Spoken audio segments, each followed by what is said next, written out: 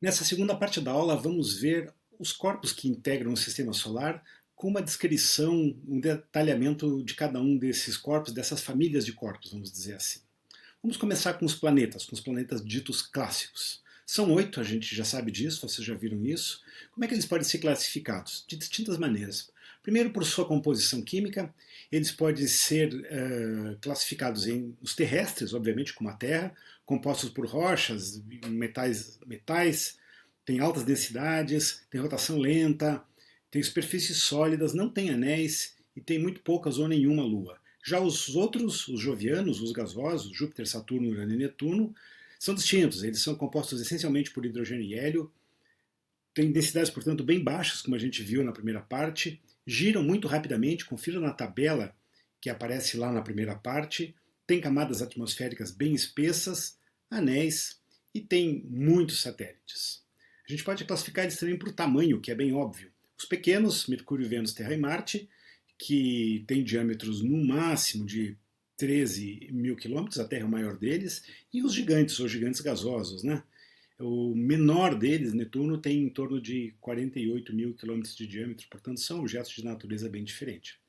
A gente também pode classificar pela posição relativa ao Sol, pela distância que eles estão ao Sol. Os chamados planetas internos, que são os rochosos, e os externos, os gasosos. O cinturão de asteroides, que se situa entre Marte e Júpiter, marca os limites entre o sistema solar interno e externo. E a gente ainda pode classificar eles por sua posição relativa à Terra.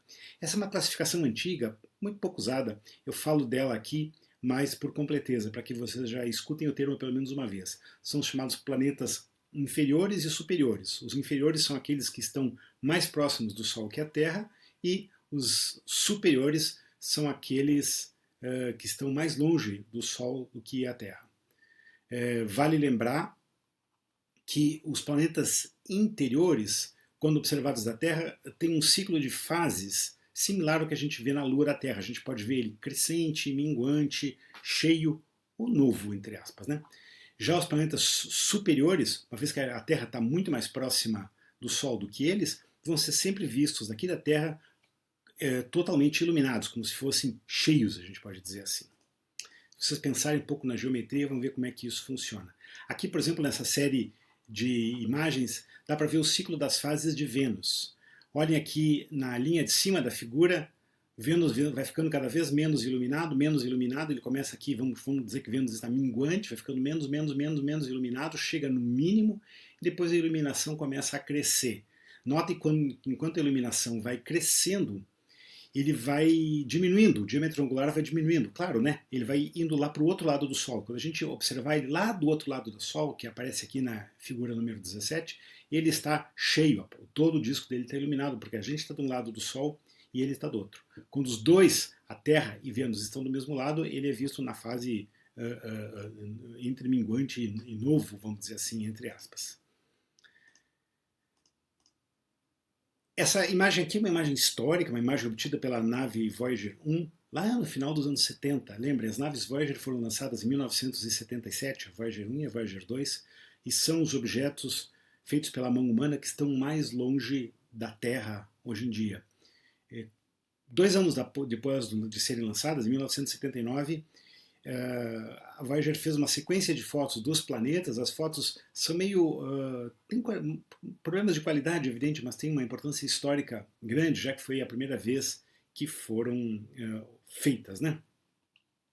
A foto da Terra, em particular, que aparece aqui, essa faixa clara que corta a imagem de cima a baixo é só um reflexo de luz, não é um objeto físico. Mas foi essa imagem aqui que deu origem àquele texto muito legal escrito pelo astrônomo americano Carl Sagan, chamado O Pálido Ponto Azul. Aqui está a foto original, aqui está o pálido ponto azul, a Terra. Dê uma olhada na internet por aí, isso aparece no YouTube, tanto em inglês quanto com legendas em português ou traduzido até. Esse texto, Pálido Ponto Azul, é muito legal, é um texto que já tem uma importância histórica importante na astronomia e foi inspirado exatamente por essa foto aqui, obtida já há mais de 40 anos. E os planetas anões? Os planetas anões são uma categoria distinta de objetos. São objetos que estão lá no sistema solar externo, com exceção de Ceres, que está no cinturão de asteroides. Mas eles têm características distintas, a gente já vai ver as características, o que distingue os planetas anões. Aqui estão eles, pelo menos no que se conhece hoje. Só um detalhe sobre essa figura que vocês estão vendo aqui. Com exceção do sistema Plutão-Caronte, cujas fotos são reais, foram obtidas pela nave New Horizons uns anos atrás, os outros objetos são representações artísticas, não são fotos de verdade. Nenhuma sonda chegou tão perto deles capaz de observar e tirar fotos com essa resolução. Mas tem características interessantes. Vejam, por exemplo, Plutão, o sistema Plutão-Caronte, uma lua muito grande, Caronte é conhecida já há muito tempo, mas tem também pequenas luas pequenininhas que fazem parte do sistema. Eris também tem uma lua de bom tamanho. Haumea é bem elongado, é assim mesmo, ele é elongado, ele não é um corpo esférico. E elongado, o quanto ele é elongado ainda é uma incerteza. Também tem seus satélites, Makemake também tem seus satélites, Gong também, Kawar também, Orcus também, Salácia também, enfim. Ter satélites é da característica desses objetos. Todos esses listados aqui, estão no sistema solar externo, no chamado cinturão de Kuiper, após a órbita de Netuno. São objetos transneptunianos, como diz aqui na parte de cima da figura. O que é característico desses objetos todos, vejo aqui o exemplo de Eris, são as órbitas muito elongadas. Isso aparece para Plutão, que aparece aqui em vermelho, aparece para Eris. São órbitas muito elongadas, ou seja, a diferença de distância do periélio para o afélio é muito grande. E eles também são muito pequenos. Comparem essa figura aqui, o tamanho da Terra, a nossa Lua, Plutão e Eris. Veja, Plutão e Eris são menores que a nossa Lua, são corpos bem pequenos. Para ter alguma ideia, vejam, aqui está Ceres, com 975, ele é levemente elongado, 975 por 909 quilômetros. Plutão tem em torno de 2.300 e Eris tem em torno de 2.400 quilômetros. Tem massas da ordem da massa da Lua, Ceres, vejam aqui, ó, Plutão e Eris têm massas da ordem da massa da Lua, Ceres tem um pouco menos, mas são objetos de uma natureza distinta. Ceres é um objeto que, ao contrário dos outros, está no cinturão interno de asteroides, aquele situado entre as órbitas de Marte e Júpiter, mais ou menos 950 km de diâmetro, e é o corpo mais massivo do cinturão de asteroides. Sozinho, ele responde por cerca de 1/3 da massa do cinturão. Existe já uma estimativa de sua composição interna, estima-se que ele tenha um núcleo sólido bem grande, mas uma camada de água congelada muito espessa. E em cima, encobrindo tudo, uma camada de poeira que envolve a água congelada. A definição de planeta anão, vocês devem saber a história, não é tão antiga assim. Ela surgiu em 2006, durante a reunião da União Astronômica Internacional feita em Praga, na República Tcheca. Houve uma discussão muito grande sobre se deveria ou não ser criada uma nova classificação para os planetas do Sistema Solar. No fim, concluiu-se que deveria sim ser criada uma classificação nova, já que esses corpos como Plutão, como Ceres, como Eris e todos os outros não atendiam os requisitos originais para definir o que é um planeta. Atualmente, a definição é a seguinte: planeta anão é o corpo do Sistema Solar, não de outros sistemas planetários, do Sistema Solar, que tem que satisfazer 4 condições. Primeiro, tem que girar o Sol, orbitar o Sol. Ele não pode orbitar outro planeta, por exemplo. Senão, os satélites grandes de Júpiter, por exemplo, poderiam ser classificados como planetas. Não, tem que orbitar o Sol. Ele tem que ter massa suficiente para estar em equilíbrio termodinâmico que o leve a ter uma forma aproximadamente esférica. Para que essa condição? Para tirar os pequenos asteroides que têm qualquer forma e tem massa muito pequena. Então, supõe-se que seja um objeto esferoidal. Ele deve compartilhar sua órbita com outros corpos, ele não deve ser um corpo isolado na sua órbita. É essa condição 3 que distingue os planetas clássicos dos planetas anões. Os planetas clássicos são os donos de sua órbita em torno do Sol. Eles não compartilham sua órbita com nenhum outro corpo. Os planetas anões não, eles podem compartilhar sua órbita. E obviamente, como eu falei antes, não ser um satélite. E a condição 1, vejam, diz que não pode ser um satélite e deve orbitar a nossa estrela. Não existe classificação de planetas anões para outros sistemas planetários. Já que estamos falando de planetas, vamos falar um pouquinho de exoplanetas, ou planetas extrasolares, só porque já estamos no tema. São os planetas, obviamente, que não estão sob a ação do campo gravitacional do Sol, e sim de outras estrelas, são planetas que giram em torno de outras estrelas. Essa é um conceito novo. Até meados dos anos 90, uma geração atrás, 20 e poucos anos atrás, não existia a ideia de planetas extrasolares. Eu gosto de lembrar para todo mundo que há meros 25 anos atrás, lá em 1995, 94, 95 por aí, os únicos planetas em torno de outros sistemas que eram conhecidos eram aqueles da ficção. Era Tatooine, era Vulcano. Agora não, agora já tem milhares catalogados. E são aqueles, então, fora do sistema solar. Vários tipos já foram classificados. As chamadas terras e superterras, que têm diâmetro de até 10 vezes o da Terra, e são rochosos, obviamente. Os chamados Júpiteres são planetas gasosos da ordem de grandeza da massa de Júpiter, alguns mais, outros menos. E existe um tipo diferente que não existe no sistema solar, que são os chamados Júpiteres quentes. Planetas da ordem do tamanho de Júpiter, porém com órbita muito próxima de sua estrela. Ou seja, são objetos que têm atmosferas certamente muito turbulentas e muito quentes. Existem muitos Júpiteres quentes já encontrados.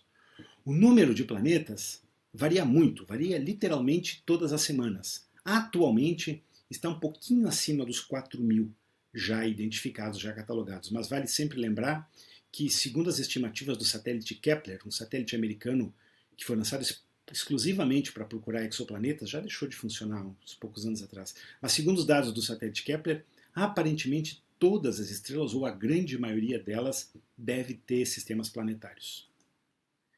Como é que eles são detectados? Bom, a maneira mais simples de detectar é pelo chamado bamboleio gravitacional, como está mostrado nessa figurinha aqui. Veja, um planeta gira em torno de sua estrela, e como a gente viu em aulas anteriores, não é que o planeta gira em torno do centro de massa da estrela. O planeta e a estrela giram em torno do baricentro do sistema. Isso significa o quê? Imagine que vocês estejam observando esse sistema planetário mostrado aqui nessa figurinha, mas não de um plano perpendicular, como o que a gente está olhando a tela do computador, mas de um plano paralelo, digamos que a gente estivesse na própria tela do computador, no plano da própria tela. O que a gente veria? A gente veria a estrela se aproximando, se afastando, se aproximando, se afastando da nossa. Essa variação da velocidade radial da estrela em relação a nós permite a detecção do planeta. Existe também o método dos trânsitos, descrito aqui na figura de baixo. A estrela está representada em amarelo e o planeta em vermelho. No momento que o planeta transita sobre o disco da estrela, a luz da estrela diminui um pouquinho. O método dos trânsitos permite, de outra forma, detectar sistemas planetários extrasolares. Um outro método ainda, também envolvido no trânsito, tem a ver com a quantidade de... Bom, é o que eu acabei de dizer, desculpa, eu estou me repetindo, já está aqui.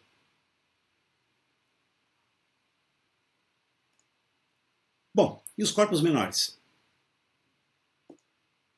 Quais são eles? Os satélites naturais, como eu falei na primeira parte da aula, já tem mais de 2 centenas de satélites naturais catalogados, classificados.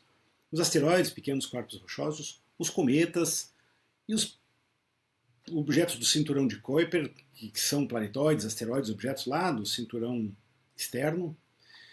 Na maioria dos casos, esses objetos orbitam o Sol no mesmo sentido dos planetas. De novo, não tem mistério nenhum aí, é uma mera questão de conservação de momento angular, já que todos esses objetos se formaram a partir do disco do Sistema Solar.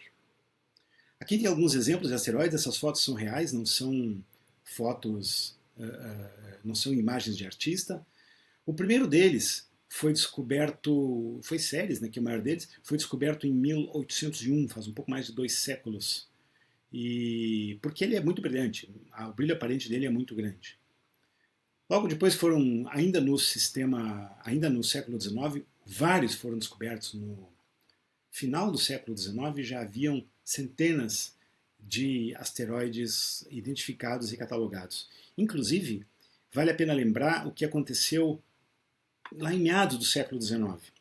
Quando foram descobertos Urano e depois Netuno, surgiu uma discussão sobre o que era planeta e o que não era. Naquela época, estou falando de meados do século XIX, acreditava-se que existiam dezenas de planetas no sistema solar. Por quê? Porque os grandes asteroides, como é o caso de Ceres, Pallas, Vesta, todos eles eram classificados como planetas. E aí, lá no século XIX, os astrônomos revisaram o conceito e viram que esses objetos tinham uma natureza distinta.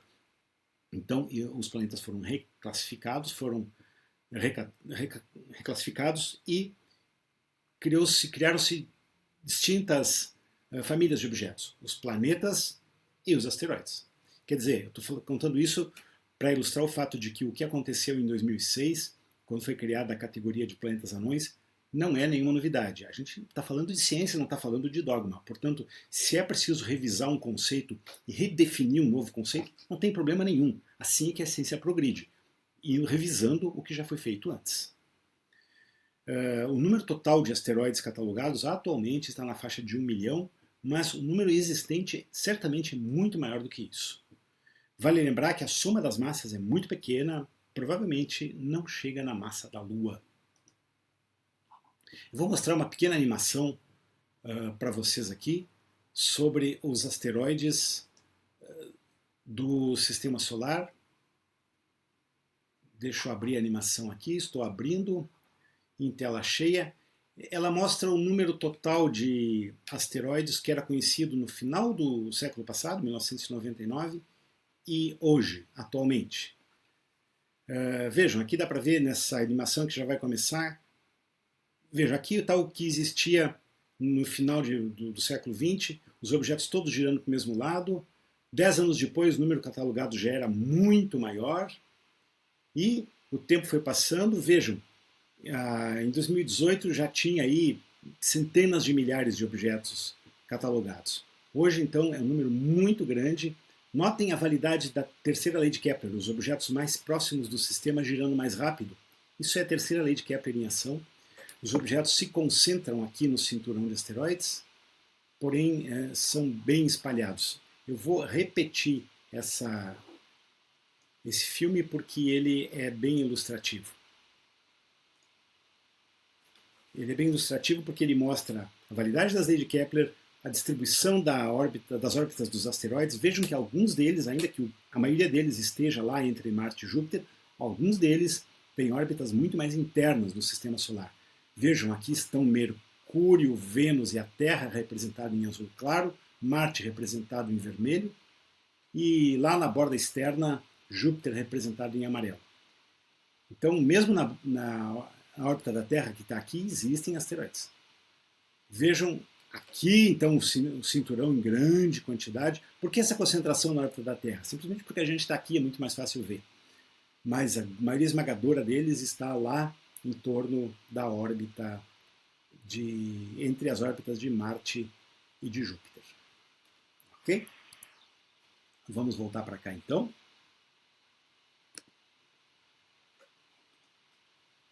Em termos de composição química, os asteroides têm composição similar à dos demais objetos do Sistema Solar.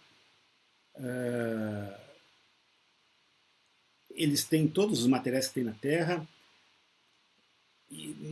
A maioria deles tem materiais voláteis.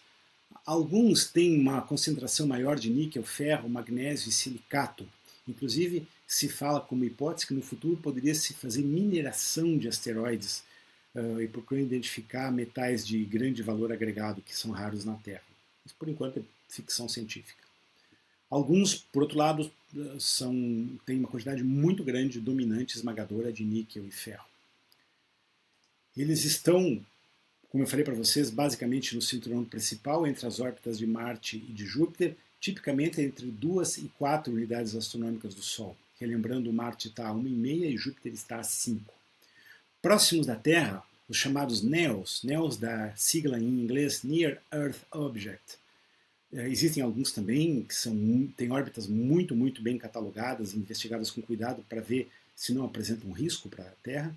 Existem os troianos, que estão próximos a Júpiter, já vou mostrar a imagem deles. E existem os lá do cinturão externo, os que estão no cinturão de Kuiper. Vejam essa imagem aqui. Essa imagem ilustra bem a distribuição dos asteroides.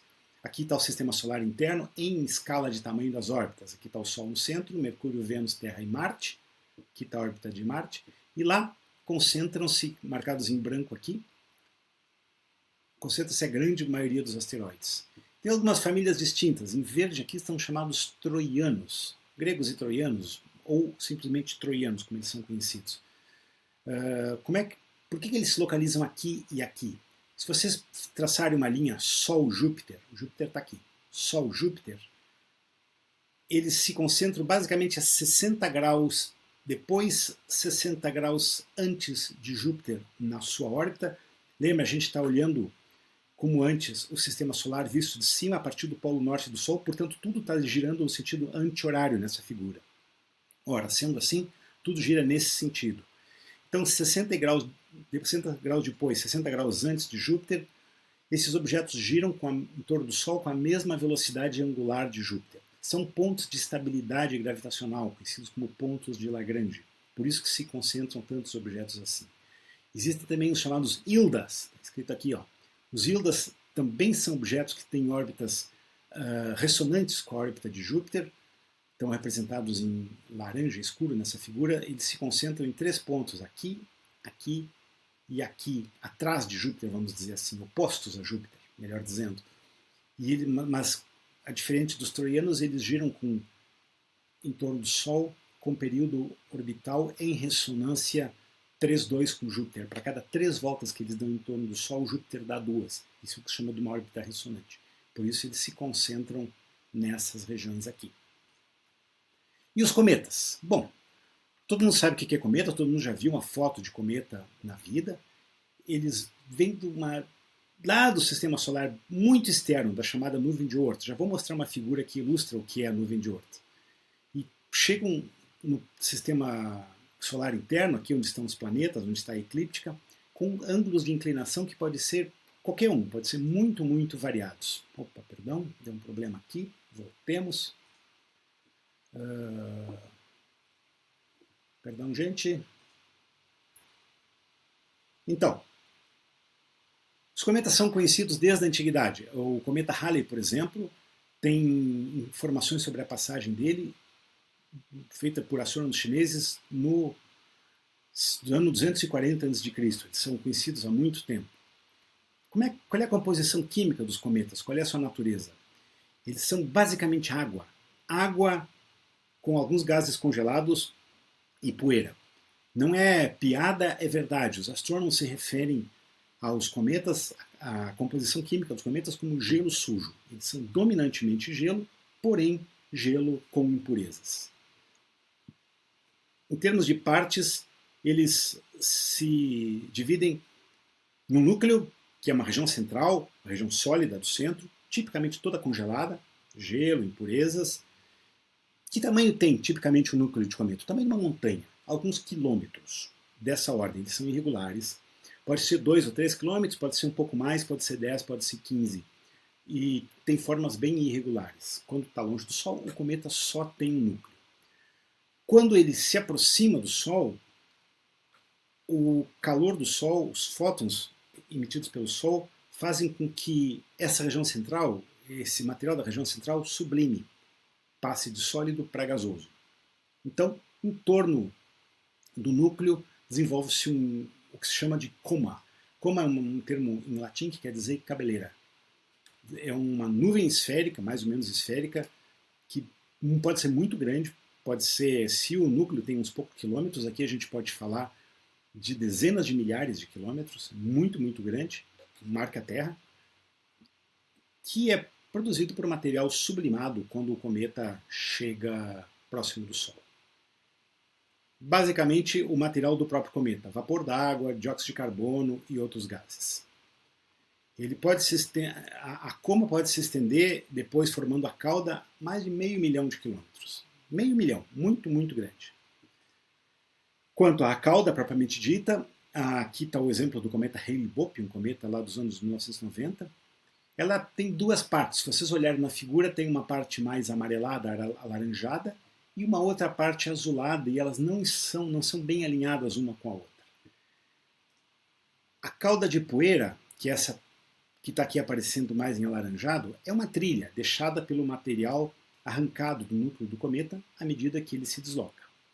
É a parte mais fácil de ver. Mas também existe uma cauda iônica, que sempre aponta na direção oposta ao Sol. Vejam, se a cauda iônica está aqui, onde eu estou mostrando, significa que o Sol aqui está abaixo dessa figura, mais para o lado direito.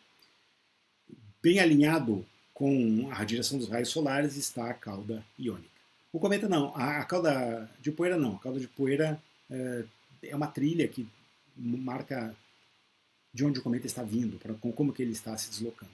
As caudas podem ter milhões de quilômetros.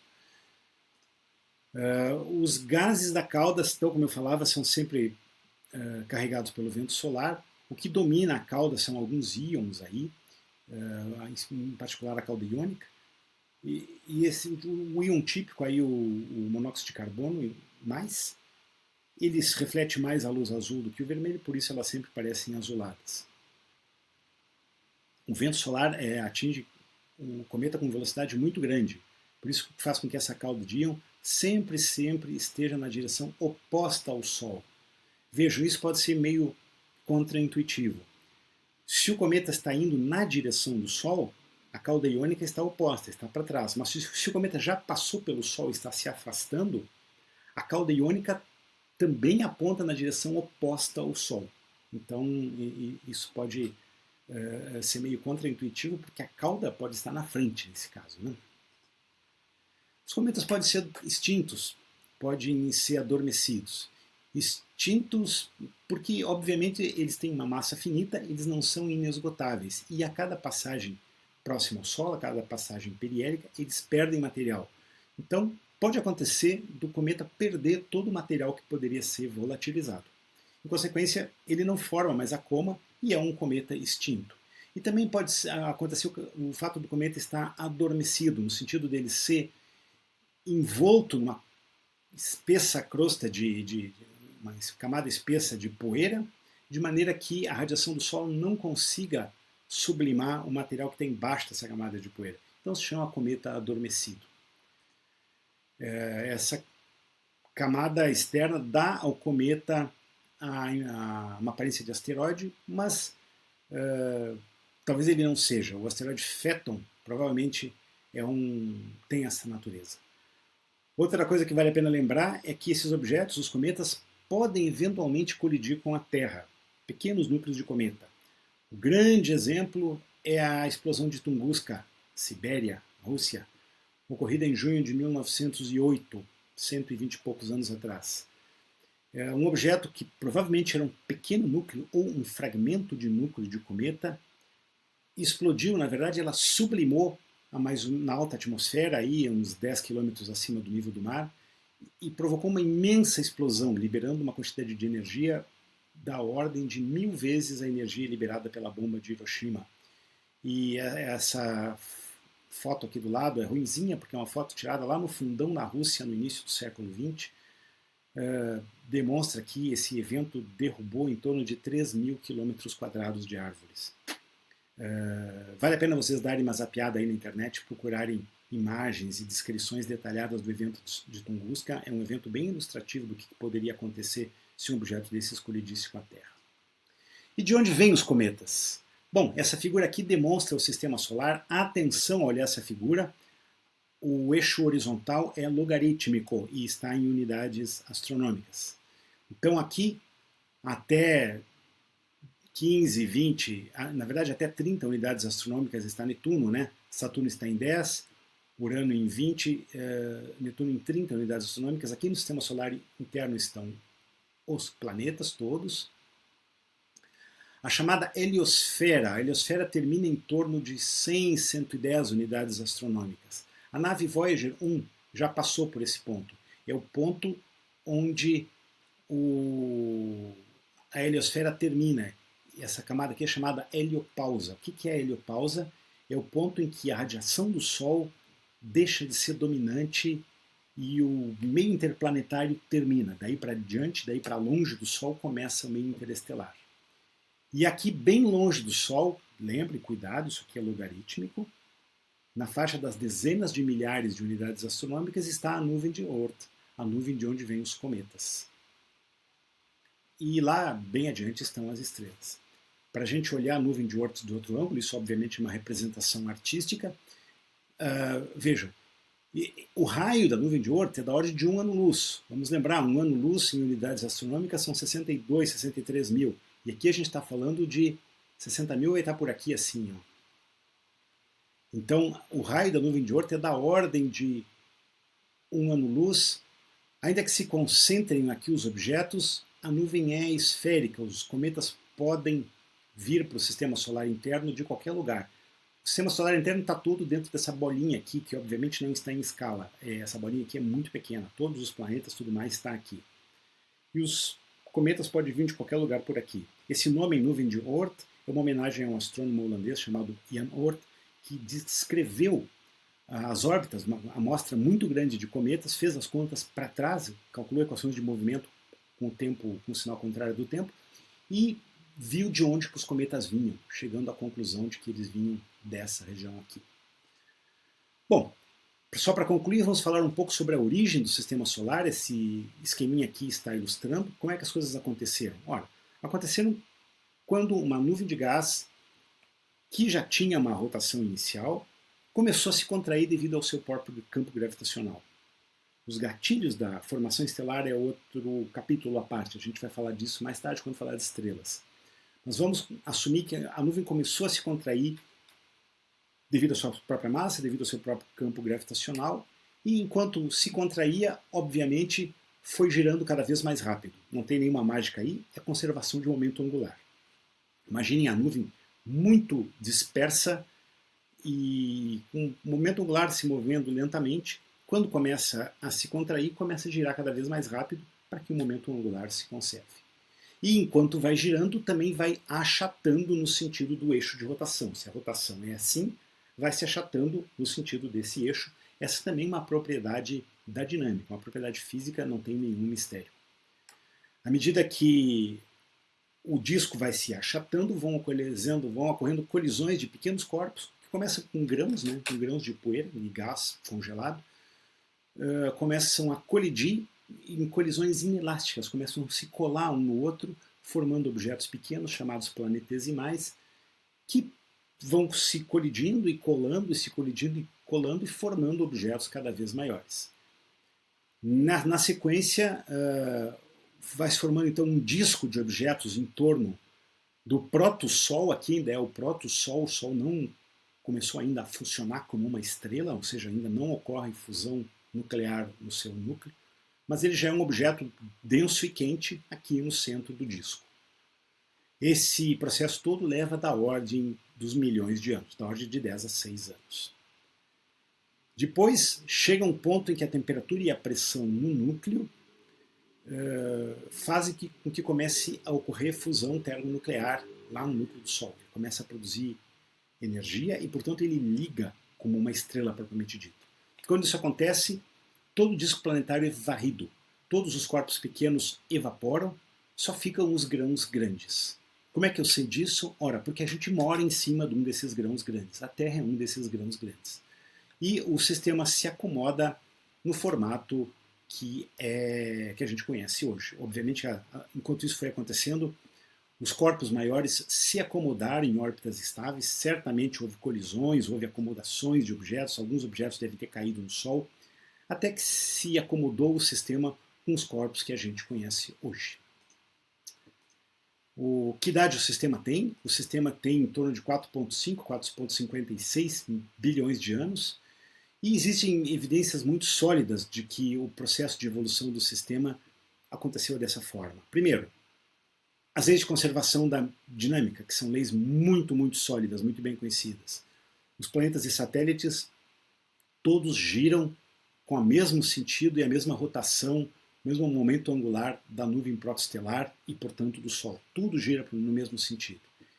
E as órbitas estão todas no mesmo plano, exatamente por uma questão de conservação do momentum, ou seja, a validade das leis da mecânica garante que o sistema solar se formou com um mecanismo como esse que a gente descreveu.